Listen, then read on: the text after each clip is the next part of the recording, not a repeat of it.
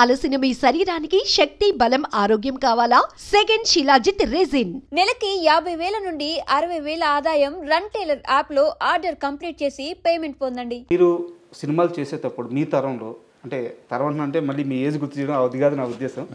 మీరు సినిమాలు చేసేటప్పుడు సార్ హీరోలని విపరీతంగా ఆరాధించేవాళ్ళు. అయితే దాంట్లో ఎలాంటి ఒక ఫేక్ ఉండేది కాదనమాట. అంటే ఎవరో పక్క నుంచి జనాలను పుల్ చేయడం అలాంటిది ఏమి ఉండేది కాదు. హీరో రోడ్ల మీదకి వస్తే దేవుళ్ళుగా చూసేవాళ్ళు.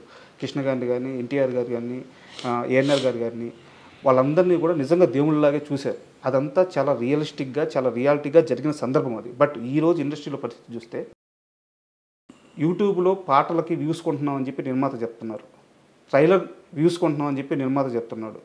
సో జనాల్ని పుల్ చేస్తున్నారు. అంటే హీరోని ఒక బ్రహ్మపదార్థంగా పెట్టి చుట్టూ హీరోని లేపడానికి మళ్ళీ వీళ్ళే ఎదురు డబ్బులు పెడుతూ ఆఖరికి బుక్ మై షోలో రేటింగ్కి కూడా డబ్బులు పెడుతున్నారు. సో నిర్మాతలే ఇంత ఖర్చు చేసి నిర్మాతలే హీరోని లేపుతున్నారు. ఈ రోజున ఉండే హీరోల రియల్ క్రేజ్ రియలేనా అంటే ఏం చెప్తారు? అంటే మరి రియల్ క్రేజే కదా, చచ్చిపోతామంటున్నారు అక్కడ. పచ్చబొట్లు పొడిపించుకుంటున్నారు చేతుల మీద, కాళ్ళ మీద, మెడ మీద, బొడ్డు మీద, అన్ని చోట్ల పొడిపించుకుంటున్నారు, గుండెల మీద, ఇన్ని చోట్ల పచ్చబొట్లు పొడిపించుకుంటున్నారంటే రియలేనే కదా. మరి నిర్మాతలకు ఎందుకు ఇన్ని కష్టాలు? ఇప్పుడు మీరు ఒకటి అడుగుతున్న ప్రశ్నలోనే సమాధానం ఉంది మీకు. ఆ రోజునైనా ఈ రోజునైనా, ఆ రోజున అట్లీస్ట్ మార్నింగ్ షోకి వచ్చేవారు ఫ్యాన్స్ అంతా. ఈరోజు ఫ్యాన్స్ ఇంత పెద్ద ఫ్యాన్ ఫేర్ ఉన్న సినిమాలు కూడా కొన్ని సినిమాలకి మార్నింగ్ షోనే ఫుల్ అవట్లేదు. అవును, ఇది పెద్ద హీరోలు అని చెప్పబడే వాళ్ళ సినిమాలు కూడా. అంటే మరి దాంట్లోనే అర్థమైపోతుంది. మళ్ళీ అక్కడేమో హయ్యెస్ట్ ఫ్యాన్స్ ఉన్న హీరో అంటారు వాళ్ళు. మరి ఆ హీరో సినిమా మార్నింగ్ షోనే ఫుల్ అవ్వాలిగా. సోషల్ మీడియాలో ఒక్కొక్కరు హ్యాండిల్ చూస్తే కొన్ని మిలియన్స్ సినిమాలు మార్నింగ్ షో ఫుల్ అవ్వట్లేదు. మార్నింగ్ షో ఫుల్ అవ్వట్లేదు. మరి ఆ పరిస్థితి ఏమొస్తుంది ఏం చెప్పలేము. ఇప్పుడు ఏమైపోయింది, సోషల్ మీడియా అయిపోయింది. ఎక్కువ మంది ఈ సోషల్ దాంట్లో పేర్లు పెట్టుకుని వాళ్ళ వ్యూస్, యూట్యూబ్ కోసం వచ్చేవాళ్ళు కొంతమంది, టీవీలో కనపడటం కోసం వచ్చేవాళ్ళు కొంతమంది, వీళ్ళంతా ఫ్యాన్స్ అయిపోయారు. నిజంగా ప్యాషనేట్గా ఆయన కోసం, పలానా హీరో కోసం నేను ప్రాణం ఇస్తాననేవాళ్ళు బయటకు చెప్పేవాళ్ళే కానీ ఇచ్చేవాళ్ళు తక్కువ. 10%, 20% ఉంటారు. గతంలో ఏంటంటే 80% వాళ్ళు ఉండేవారు, 20% పబ్లిసిటీ కోసం వచ్చేవాళ్ళు. పబ్లిసిటీ లేకపోతే దానివల్ల అడ్వాంటేజ్ తీసుకుందాం అనుకునేవాడు. ఇప్పుడు శోభన్ బాబు గారికి, కృష్ణ గారికి, ఈ రోజు ఎన్టీ రామారావు గారికి, నాగేశ్వరకి ఈ రోజుకి ఇంకా ఫ్యాన్స్ అట్టాక్ ఉన్నారు. వాళ్ళందరికీ 70 ఏళ్ళు 80 ఏళ్ళు వచ్చినా వాళ్ళు ఈ రోజుకి వాళ్ళ డబ్బులు పెట్టుకుని ఫంక్షన్లు చేస్తారు. ఇప్పుడు కృష్ణ గారికి ఏ ఊళ్ళో పెడితే ఆ ఊరిలో విగ్రహం పెడుతున్నారు ఇప్పుడు వాళ్ళ సొంత డబ్బులతో. శోభన్ బాబు గారికి ప్రతి సంవత్సరం ఆయన బర్త్డే రోజు జనవరి 30వ తారీఖు, జూన్ 30వ తారీఖు అనుకుంటే ఇప్పుడు వాళ్ళు రెగ్యులర్గా ఏదో ఇది చేస్తూ ఉంటారు, ఫంక్షన్లు చేస్తారు, లక్షలు ఖర్చు పెట్టి. సో మరి ఏం చెప్తాం అంటే వాళ్ళకి అంత అభిమానం ఉంది, ఇప్పుడు కూడా వాళ్ళు చేసుకుంటున్నారు. సో ఇవన్నీ ఏంటంటే అభిమానం. మరి ఇప్పుడు ఉన్నవాళ్ళు మరి మార్నింగ్ షో రావట్లేదు జనం. అంటే వాళ్ళు 300-400 రూపాయలు ఖర్చు పెడతారు. ఇప్పుడు ఉన్న 10 మంది 20 మంది లక్షలు ఖర్చు పెట్టి చేస్తున్నారు. తేడా. అండ్ మీ మీద నాకు ఒక కంప్లైంట్ ఉంది సార్. ఆ కంప్లైంట్ అంటే అది నాది కరెక్టేనా, లేదు నువ్వు తప్పుగా అర్థం చేసుకున్నావు రాజా అంటారా? నేను అడుగుతాను, మీరు చెప్పండి దానికి. దాసరి నారాయణరావు గారు సార్ ఇండస్ట్రీకి పెద్ద దిక్కు. ఆయన పరిష్కరించినన్ని సమస్యలు కానీ, ఆయన ఆదరించినటువంటి మనుషులు కానీ, సో అంటే పరిశ్రమలు ఎవరికి ఏ కష్టం వచ్చినా దాసరి గారు ఉన్నారు, ఆయన కాంపౌండ్లోకి అడుగు పెడితే ఆ సమస్య పరిష్కారం అవుద్ది అని చెప్పి ఒక నమ్మకం ఉండేది. అయితే దాసరి గారి చుట్టూ ఒక కొంత వలయం ఉండేది మీలాంటి వాళ్ళు. ఆ సమస్యల్ని ఫస్ట్ విని ఫిల్టర్ చేసి దాసరి గారి దగ్గరికి తీసుకెళ్ళింది మీలాంటి వాళ్ళే, 3-4 ఉన్నారు. సో ఇక్కడ అన్ని వింగ్స్ గురించి మీకు ఒక అవగాహన ఉంది. ఈ రోజున ఇండస్ట్రీలో దాసరి గారి స్థానాన్ని ఎవరు రీప్లేస్ చేయలేరు. అది నేనే కాదు, మీరు కాదు, అందరూ చెప్తున్నమాట. ఎందుకంటే స్టార్స్ ఉన్నారు కానీ చిన్న చిన్న కార్మికుల కోసం సమయాన్ని వెచ్చించలేరు వాళ్ళు అని చెప్పి ఉన్నారు.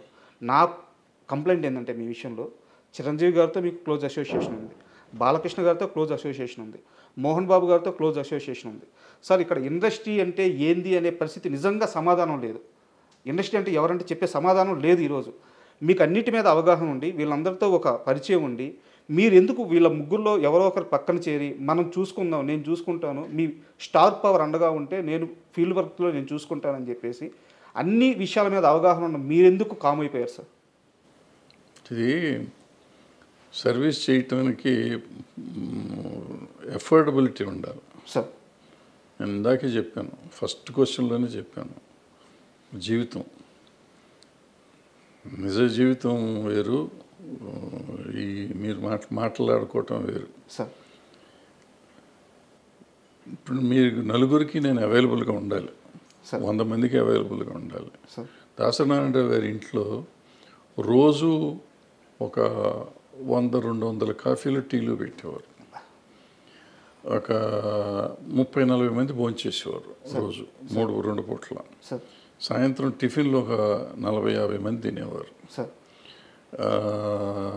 ఆయన నెలకి ఒక 15-20 మందికి నెల డబ్బులు పంపించేవాడు.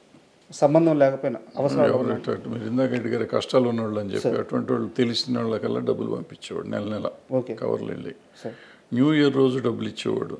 సార్ అయ్యప్ప మాలేసినప్పుడు డబ్బులు ఇచ్చేవాడు. ఏదో రకరకాలు చేస్తూ ఉండేవారు. సార్ ఇది కాకుండా సమస్యలకి చేస్తూ ఉండేవారు. మళ్ళీ పెళ్ళిళ్ళని పెటాకులని పోయినప్పుడు వచ్చినప్పుడు ఇస్తూ ఉండేవారు. ఇందులో ఏ ఒక్కటి నేను చేయలేను. నేను ఒక్కళ్ళకి రోజు ఇప్పుడు ఫర్ ఎగ్జాంపుల్ మీరు సమస్య ఉండి వచ్చారు, మీకు మంచినీళ్ళు కూడా నేను ఇవ్వలేను. సార్ పూర్వకాలంటే మంచినీళ్ళు ఫ్రీగా వచ్చాయి. ఇప్పుడు మంచినీళ్ళు వాటర్ బాటిల్ కొనాలి. వాటర్ బాటిల్ కొంటే 10 రూపాయలు అవుతుంది. మీకు మంచినీళ్ళు ఇస్తే నేను 10 రూపాయలు ఖర్చు పెట్టాలి. సార్ సమస్య మీది, ఖర్చు నాది. సార్ నేను పెట్టే పరిస్థితిలో లేను, నేను చేయలేను అంత. సో చేతకాని విషయంలో జైలు పెట్టి ఎవరికి న్యాయం చేయలేను. ఫర్ ఎగ్జాంపుల్ మీరు చెప్పిన పలానా హీరో గారితో అసోసియేట్ అయ్యి చేయమన్నారు. సో నేను దగ్గర రోజు ఆయన ఇంటికి వెళ్ళాలి, అది మా ఇంట్లో ఉండాలి. మా ఇంట్లో ఉంటే ఈ చెప్పిన ఖర్చులు నేను భరించలేను. ఆయన ఇంటికి వెళ్తే ఆయన చిరాకు పడతాడో ప్రేమ చూసుకుంటాడో తెలియదు. వాళ్ళ ఇష్టాలు ఉండాలి. వాళ్ళ సైడ్ నుంచి అది ఉండాలి. సార్ మన సైడ్ నుంచి మనం వెళ్ళి దాన్ని బలవంతంగా రుద్దకూడదు. ఇప్పుడు దాసనారాయణరావు గారితో కూడా నేను ఇక్కడ దాసనారాయణరావు గారు ఒక స్టేజ్లో నేనే ఇక్కడ ఉండేవాడిని. నారాయణరావు గారు తర్వాత వచ్చారు ఇక్కడికి. సో ముందు నేను నా దగ్గర చేస్తూ ఉన్నవాళ్ళు ఆయన వచ్చిన తర్వాత ఆయన ఆల్రెడీ మనకు చాలా మెడ్రాస్లో చేస్తున్నారు కాబట్టి ఆయన దగ్గరికి నేను ఇద్దరం ఆయన నన్ను పిలిచి ఇక్కడ హైదరాబాద్ విషయాలు నాకు ఎక్కువ తెలుసు కాబట్టి నన్ను అడిగి చేసేవారు. సో అందుకని మీరు అన్నట్టు అందరూ నా దగ్గరికి ముందు నుంచే వచ్చేవారు కాబట్టి మళ్ళీ వస్తూ ఉండేవారు. అన్న సార్కి చెప్పండి అని ఎవరు, నేను చేయగలిగిన నేనే చేసేవాడిని, ఆయన దగ్గరికి తీసుకెళ్ళేవాడిని కాదు. లేదంటే ఆయనతో అవసరమైతే ఆయనతో చెప్పించేవాడిని. సో ఇప్పుడు మీరు అడిగిన ప్రశ్నకి సమాధానం, ఇప్పుడు దాసనారాయణ గారు లేరు, ఆ ఖర్చు భరించేవాళ్ళు లేరు, అంత కాంపౌండ్ లేదు ఇక్కడ, ఎక్కడ మన దగ్గర ఇల్లు లేదు, ఈ జరగని పనులు ఇవన్నీ. మరి ఎవరు సార్ ఇండస్ట్రీ పెద్ద ఇప్పుడు? ఇంకా అసలు పెద్ద అనేది ఉద్యోగం కాదు, ఇది ప్రెసిడెంట్ ఆఫ్ ఇండియా లాగా పోస్ట్ కాదు అది. ఆయనకి తెలియకుండా ఇప్పుడు ఒక మనిషి ఒక దాసనారాయణరావు అవ్వలేడు నాకు తెలిసి. ఎవరు? ఒక దాసనారాయణరావు కానీ ఒక ఎన్టీ రామారావు కానీ అసలు ఈ ప్రపంచంలో భూప్రపంచంలో ఇంకోళ్ళు అవరు. ఇంపాసిబుల్ అది. ఎన్టీ రామారావు అన్న కొంతమంది అవ్వగలరేమో కానీ దాసనారాయణరావు ఇట్స్ ఇంపాసిబుల్ ఇక అవటం. ఓకే, అది మనిషి మానవ మాత్రుడి వల్ల కాదు. అది ఒక మనిషి అన్ని పనులు చేయలేడు. ఆయన ఏంటి writer, director, actor, distributor, exhibitor, producer, lyric writer, dialogue writer, story writer, paper editor, politician, MP, తర్వాత మినిస్టరు, ఇది కాకుండా కాపు సంఘం ఆళ్ళ గొడవ, అక్కడ నాయకుడు, ఏది కాదు. ఈ సినిమా ఇండస్ట్రీలో పంచాయతీలు అసలు ఒక రోజునని 6 షూటింగ్లు 7 షూటింగ్లు జరిగిన రోజులు ఉన్నాయి. ఈ రోజుల్లో కూడా పంచాయతీ చేసేవాడు. మనిషికి ఎట్ట కుదురుతుంది? 6 సినిమాలకి డైలాగులు రాయాలి. ఒక సంవత్సరంలో ఆయన 12 సినిమాలు 14 సినిమాలు రిలీజ్ అయినాయి. ఓ మనిషి 14 సినిమాలు ఎట్ట రిలీజ్ చేయగలడు ఒక సంవత్సరంలో? షూటింగ్ ఎన్ని చేయాలి? నెలకు ఒక సినిమా తీసేయగలడా ఎవడన్నా? ఇవాళ తీస్తానికి 3 ఏళ్ళు పడుతుంది ఒక సినిమా తీస్తానికి. కథ రాయడానికి 2 ఏళ్ళు పడుతుంది. 6 నెలలు లేకపోతే కథ రాయమంటున్నారు ఇప్పుడు కొత్త డైరెక్టర్లు అందరూ. ఇప్పుడు ఈ పరిస్థితుల్లో ఆయన ఎట్ట చేసేవాడు ఏంటి? అలాంటి మనిషి అసలు రాడు. ఇవన్నీ ఉండగా పంచాయతీలు చేయటం, ఇప్పుడు నేను చెప్పిన యాక్టివిటీస్ కాకుండా పంచాయతీలు చేయటం, వీళ్ళందరి కష్టాలు వినాలి కదా. వచ్చినప్పుడు ప్రతివాడు కష్టం వినాలి. షూటింగ్ చేస్తాడా? ఇప్పుడు ఆయన పక్కన 4 ఫ్లోర్లో షూటింగ్ జరుగుతుంది. 4 ఫ్లోర్లో షూటింగ్ సంగతి చూడాలా? లేకపోతే నా బోటి వాళ్ళకి డైలాగులు రాసి పెట్టేవాడు అది చూడాలా? లేకపోతే ఈ వచ్చిన పంచాయతీ చూడాలా? లేకపోతే ఈ కాపు సంఘం మీటింగ్ చూడాలా? ఏది చూడాలి? అందరూ అక్కడ బయట వెయిటింగ్లో ఉండేవారు. మానవుడికి సహజం అది కుదురుతుందా? ఇవాళ మీరు చెప్పే ఎవరికన్నా ఏ పెద్దలకన్నా కుదురుతుందా? చేయగలరా? ఇంపాసిబుల్. అది గురించి మర్చిపోండి. సో ఆ పెద్ద అనేది లేదు, పోస్టు లేదు, ఏం లేదు. ఆయనకి ఏదో వచ్చేసింది, జరిగిపోయింది, ఇంకెప్పుడు జరగదు ప్రపంచంలో. అది ఆయన తెచ్చుకుంది కాదు, ఆయన స్వభావం వల్ల, ఆయన మంచితనం వల్ల అది వచ్చింది. స్వభావం వల్ల వచ్చింది ఆయన. ఇప్పుడు నేనే వెళ్ళాను సినిమా ప్రాబ్లం వస్తే, ఆయనకి నాకు పరిచయమే లేదు, వెళ్ళిపోయి ఏదో ఆయన చేసి పెట్టేవాడు. సో అట్లా ఎవరు మళ్ళీ వస్తారని అనుకోవటం దురాశ, జరగదు. సార్ అంటే ఇప్పుడున్న పరిస్థితుల్లో ఫిల్మ్ జర్నలిజం గురించి నాకు ఒక క్వశ్చన్ సార్. అంటే మీరు జర్నలిజాన్ని చూస్తున్నారు, ఫిల్మ్ జర్నలిజాన్ని చూస్తున్నారు, మీడియాతో మీకు అసోసియేషన్ ఉంది, మీరు కూడా వర్క్ చేస్తున్నారు. ఇప్పుడున్న ఫిల్మ్ జర్నలిజం చూస్తుంటే మీకు ఏమనిపిస్తుంది సార్? అంటే ఈ రివ్యూ సిస్టమ్ కానీ, అంటే జర్నలిజం కాదా అంటే కాదు. ఇంతకు ముందంటే ఏదో 4 పేపర్లు ఉంటే జర్నలిజం అనేవాళ్ళం సార్. ఏదో నాకు తర్వాత 2-3 ఛానళ్ళు వచ్చినాయి, ఛానల్ అనేవాళ్ళం. ఇవాళ ఏంటంటే సోషల్ మీడియా వచ్చినాక ఎంతమంది మనం సినిమా ఏదైనా పిలిస్తే, మీడియా పిలిస్తే 200 మంది వస్తున్నారు.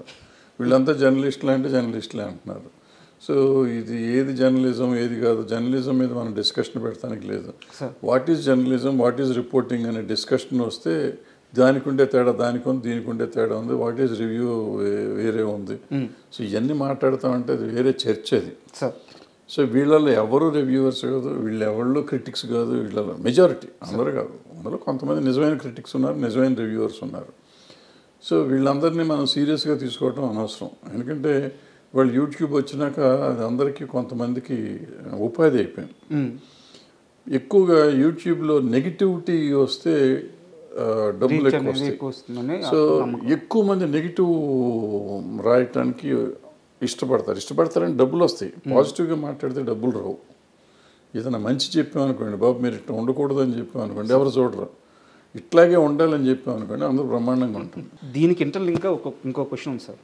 మీకు ఇండస్ట్రీలో పిఆర్ వ్యవస్థ గురించి ఐడియా ఉంటుంది. రీసెంట్గా సితారా నాగవంశీ గారు మాట్లాడుతూ పిఆర్స్ మమ్మల్ని బ్లాక్మెయిల్ చేస్తున్నారు. అంటే సార్ మనం ఆ పని చేయకపోతే సినిమాకి బ్యాడ్గా రాస్తారు, సార్ మనం వాళ్ళకి బ్యాన్ కార్డ్స్ ఇవ్వకపోతే సినిమాకి బ్యాడ్గా రాస్తారు, సార్ మనం ఈ ఫంక్షన్ చేయకపోతే సినిమాకి బ్యాడ్గా రాస్తారు అని ఆయన ఓపెన్గా చెప్తున్నారు. పిఆర్ వ్యవస్థ నిర్మాతలను బ్లాక్మెయిల్ చేస్తుంది, వీళ్ళ పోడు పర్లేక మేము అదనంగా ఇంకో 30-40 లక్షలు ఖర్చు పెట్టాల్సి వస్తుంది. అంటే ఏ నిర్మాతకు కూడా ఇప్పుడు ఆయన మాటల ప్రకారం నిర్మాతలకి పిఆర్ వ్యవస్థను కానీ, ఈ ఫిల్మ్ జర్నలిజంలో సోకాల్డ్ జర్నలిజం అని చెప్పుకుంటున్న వాళ్ళని కానీ ఎంటర్టైన్ చేయాలని ఏ నిర్మాతకి లేదు. అంటే నిర్మాతలను బ్లాక్మెయిల్ చేసే స్టేజ్కి ఈ పిఆర్ వ్యవస్థ కానీ ఫిల్మ్ జర్నలిజం కానీ వెళ్ళిందే? అసలు ఆ మాట తప్పది. ఇప్పుడు బ్లాక్మెయిల్ చేయబడే పరిస్థితులు నేను ఉన్నానా లేదా? నేను ఒక నిర్మాతగా నా కంటెంట్ని నేను నమ్మాలి సార్. నేను ఎవరిలో చెప్పిన మాట విని చేయాల్సిన అవసరం లేదు. నాకు అవగాహన ఉండాలి. నేను సినిమా తీసినప్పుడు నేను ఇది చేస్తే ఇది ఉంటుంది, ఇది చేస్తే ఇది ఉంటుంది. సలహాలు తీసుకోవటం తప్పులేదు, సలహాలు ఎవరైనా చెప్తే వినటం తప్పులేదు. బట్ సలహాని ఎంతవరకు మనం వాడుకోవాలనేది మనం ఆలోచించుకోవాలి. పిఆర్లు ఏదో చెప్తూ ఉంటారు. ఇప్పుడు ఏమవుతుంది, ఇప్పుడు నేను ఏం చేస్తాను, సినిమా తీసాను అనుకున్నాను ఫర్ ఎగ్జాంపుల్. ఆ సినిమా తీసినాక ఒక సినిమా ఫ్లాప్ అయింది. ఫ్లాప్ అయితే నీ బోటోడు వచ్చి సార్ మీరు సరిగ్గా ప్రమోట్ చేయలేదు సార్ అంటాను. సరిగ్గా ప్రమోట్ చేయలేదంటే నేనేమంటాను, పిఆర్ని పట్టుకుని నువ్వు సరిగ్గా పిఆర్ చేయలేదురా అంటాం. పిఆర్ చేయలేదంటే ఆ పిఆర్ ఏమంటాడంటే నువ్వు అదిగో అక్కడ కవర్ ఇవ్వలేదు, లేదా ఇక్కడ నువ్వు ప్రీ రిలీజ్ ఫంక్షన్ పెట్టలేదు, లేదంటే ఆడియో ఫంక్షన్ పెట్టలేదు, ఏదో పెట్టలేదు, పెట్టుంటే పబ్లిసిటీ అయ్యేది, లేదంటే సోషల్ మీడియా వాళ్ళకి డబ్బులు ఇచ్చి ఉండాల్సింది, లేకపోతే నువ్వు ఇందాక చెప్పినట్టు ఆడియో కొని ఉండాల్సింది, వ్యూవర్షిప్ కొనాల్సింది, ఇటువంటి రకరకాలు ఏదో చెప్తూ ఉంటారు. ఇవన్నీ చేసినప్పుడు మిలియన్స్ ఆఫ్ వ్యూస్ వచ్చిన సాంగ్స్ వచ్చిన సినిమా ఉంది, దానికి ఓపెనింగ్ రాని సినిమాలు చాలా నేను చెప్పగలను, పేర్లు చెప్పగలను. మరి ఎందుకు రావట్లేదు అంటే ఏది బ్యాడ్ టాక్ అంటారు, బ్యాడ్ రివ్యూస్ అంటారు. మనకి మొన్న వచ్చిన కల్కి సినిమా ఉంది, 2.5 ఇచ్చారు చాలామంది, బ్యాడ్ రివ్యూ కూడా ఉంది. మరి అది చాలా 1200 కోట్లు 1300 కోట్లు చేసిందిగా. మరి ఎందుకు చేసింది? దేవరా సినిమా పోయిందన్నారు, దానికి 2.5 ఇచ్చారు, మరి అది 300-400 కోట్లు చేసిందిగా. సో ఇవన్నీ రివ్యూలను చూసి వస్తారు జనం, రివ్యూలు చూస్తే రారు, లేకపోతే పిఆర్ చెప్తే చేశాడు అనేది. మనం మన సినిమా తీసి సార్ వర్షం వచ్చిందానికి నాకు కలెక్షన్ లేవు, ఎండ ఎక్కువగా ఉంది కలెక్షన్ లేవు, మరి పక్క థియేటర్లో సినిమా ఫుల్ అవుతుంది, పక్క థియేటర్లో సినిమా ఫుల్ అవుతుంది, నా థియేటర్లో ఫుల్ అవట్లా. నా సినిమాకి ఎండ, నా సినిమాకి వర్షం వస్తుంది, కానీ పక్క సినిమాకి ఎండ వర్షం రాదా? సార్ సో ఇవన్నీ మనం వంకలు పెట్టుకున్నాం. వంకలైనా మాకు డొంకంతా తిరిగిందంటారు. అది అంటే పిఆర్లు తప్పేం లేదు. పిఆర్లు వాళ్ళు పాప మంచి చేయాలని అనుకుంటారు. ఏమవుతుంది, పక్క సినిమాకి వాళ్ళు పాత ఇంకో పిఆర్ అది చేసి ఉంటాడు. అది చేసినప్పుడు ఆ సినిమా లక్కీగా ఆడి ఉంటుంది. పిఆర్ చేసినందుకు ఆడతారు. ఫస్ట్ మనం తెలుసుకోవాల్సిన ప్రొడ్యూసర్గా ఎవ్వరు చెప్పింది జరగదు, మనం చెప్పింది జరుగుతుంది, మనం అనుకున్నదే జరుగుతుంది. మనం అనుకోవాలి, మనం డిజైన్ చేసుకోవాలి, ప్రతిదానికి మన ఇన్వాల్వ్మెంట్ ఉండాలి. Sir master of the film, master of the product you should be the producer. Sir అది అయితే ఇవన్నీ రావు. ఇవన్నీ secondary. Of course hero centred industry, hero మూలన నీకు ఓపెనింగ్ వస్తుంది. బట్ ఆ సినిమాలో కంటెంట్ లేకపోతే ఏం లేదు. ఆ కంటెంట్ ఎవరు ఎన్నుకోవాలి, నువ్వు ఎన్నుకోవాలి. లేదు నా హీరో నా మాట ఏం లేదు, ఆయన చెప్పింది నేను చేశాను, ఆయన డేట్ల కోసం నువ్వు ఎంపర్లాడినప్పుడు you are doing a businessman. నువ్వు when you are a business మ్యాన్గా నువ్వు చెయ్యి. ఇంకా నీ నువ్వు పిఆర్ని పెట్టుకున్నందుకేగా. ఇంకా పిఆర్ బ్లాక్మెయిల్ చేస్తున్నాడు అంటే ఎందుకు? పిఆర్ చెప్తాడు 30 లక్షలు కదా 50 లక్షలు ఖర్చు పెట్టమంటాడు, నువ్వు పెట్టు. లేకపోతే ఈ పిఆర్ని తీసే అసలు నువ్వే చేసుకో, ఎవడొద్దన్నాడు? దాని మీద కంప్లైంట్ ఇవ్వటం ఎందుకు? సార్ మొదటిసారి అంటే